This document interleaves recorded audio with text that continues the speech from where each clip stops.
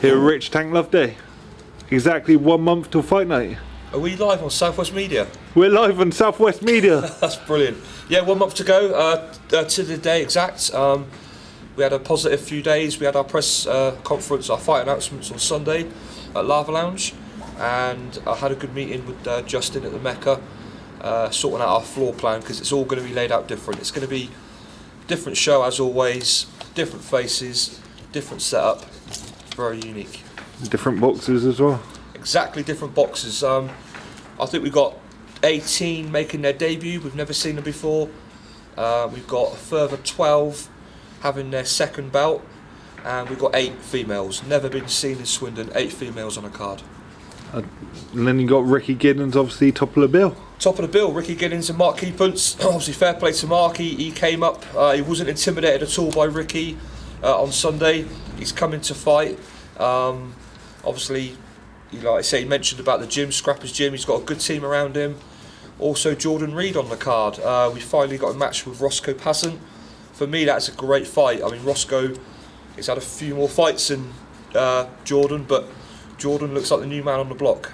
He won his last fight comfortably, and obviously Roscoe made his debut on Tank Promotions and Style. So never know, it could be a repeat or for Roscoe, or it's going to be a very close fight, and obviously whoever's going to put the most work in is going to win that fight for sure.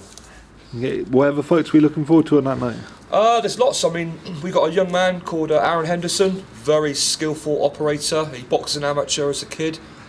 He's having his white collar debut. I've had to get him a lad from Wantage, Anthony Champ, to face him.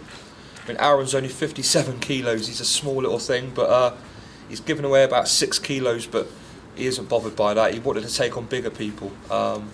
So yeah, he's one to watch. So you got 2 popular girls on there, Stacey Waters? Yeah, Stacey Waters and Carrie Brennan from Wantage. They're both, obviously Stacey's from Swindon. She's got a big support, and Carrie, I mean, her dad comes to the press conference and he wanted to take the remaining of the ringside seats there and then, but I got a feeling she's going to bring a big crowd. Okay, and yesterday I've spoken to Rajiv Gurung, nicknamed Raz. Yes. He seems like quite a character. Rajiv is a very nice chap. I met him on Ultra White Collar Boxing. He's only had 1 charity bout, but the man he's got natural ability, and I've had to get him a lad, Shemek, who's had 4 fights. So, because Rajiv is pretty good for a beginner, that's a good fight to watch. So he's training with the likes of Conor Wilde as well. Yes, I mean, I heard that chap. He's an amateur champion. So Rajiv's in very good company. And I saw he had a picture right in this very gym arena with Jamie Cox yesterday. So he's buzzing at the moment. Obviously, Mark Jones versus Chris Appley. Yeah, that's a very interesting one. Obviously, Mark is training under Rob Penny from RVP Academy. He's done a lot of work at the arena gym. Obviously, Mark and Chris, I think they both knew the fight was going to happen. It's been announced, it's official. Chris is up for it, Mark's up for it. Makes for a great fight. RVP Academy is actually undefeated at the moment, aren't they? Yeah, he's holding quite a good torch at the moment, and I'm sure he's hoping to continue that on the 2nd of April at the Mecca. Okay, and you got Jolene Breslin. She's calling herself a granny basher. Yeah, that surprised me. Obviously, she's not going to come down just for the fun of it. She's coming to win, and she seems a very determined lady.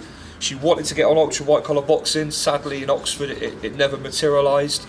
She's done a bit of training, but she's bang up for this, and I think she wants to make a statement. Can you tell us, they've actually sparred, can you tell us a bit about that? Well, yeah, they did. They sparred here at this very gym. It got a bit hairy, actually. It got a bit heated, so we had to tell the ladies to calm down. So it makes for a very good fight, and it'd be one to watch. Brilliant. And you got Antonio Barbieri also coming back? Yes, I mean, he's been itching to get on all shows around Swindon, and I'm sure you're going to see him. Also, a guy called Miles Thorne, who's a big heavyweight. Very exciting to have him on. I only met him a couple of weeks ago. He's been training under Mickey Gilliver. He's fighting Ryan Rico Richards, who's a big man. He's had 2 fights before. So again, it's a very interesting one. It could go either way. You had Lambourne, very popular lads. They brought a crowd with them to the press conference, yeah, didn't they? Sure did. I mean, at the moment, as it stands, I think Lambourne have got 50% of the balcony allocation. They've actually handed all their ticket money in. It's going to be quite buzzing of Lambourne people up on the balcony, and they brought a good crowd to the press conference. And 3 of those guys making their debut. We've got Mark Lane facing Camille. Mark Lane and Camille went head to head, and it got a bit heated there. Ben Allen, he's fighting Daniel Scanlon, he was hoping to get on our last Tank Promotion show. Didn't happen. He's on this one, and Ben is bang up for it. And we've got Rambo. Rambo's facing a man from Prince's Risborough, a guy called Gus Tucker. So Lambourne are looking for a 4-0 that night. We got Dave Tellin coming back after his win the New Beginnings show against a very popular man, Andy Latham. And then you've got him now against another Andy Brown. That's correct. I mean, again, I didn't realise they both knew each other from a previous job. Andy Brown is a bit more mature, let's say, than Dave. But fair play to the man, he's made vast improvements. I know he's training elsewhere at the moment. Dave Tellin's just started to come to the gym.